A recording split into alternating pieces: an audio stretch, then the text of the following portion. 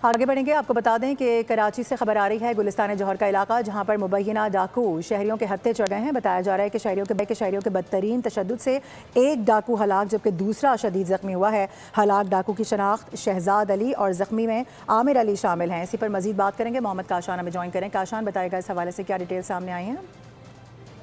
जी बिल्कुल, देखें पुलिस का बताना है कि दोनों मुबैना मुल्जिमान सचल थाने की हदूद से एक मोटरसाइकिल छीनकर फरार हो रहे थे, जिनका गाड़ी में सवार शहरी ताकुब कर रहे थे। ताकुब के दौरान शहरियों ने गुलिस्तान जौहर गुल मोहम्मद चौक के करीब मुल्जिमान की मोटरसाइकिल को टक्कर मार दी, जिससे दोनों मुल्जिमान सड़क पर गिर गए।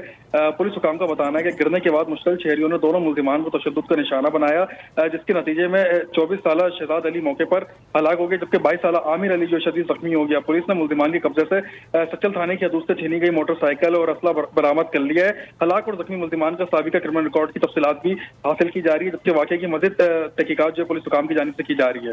जी ठीक है, इस हवाले से आपके आगाह करने का बहुत शुक्रिया।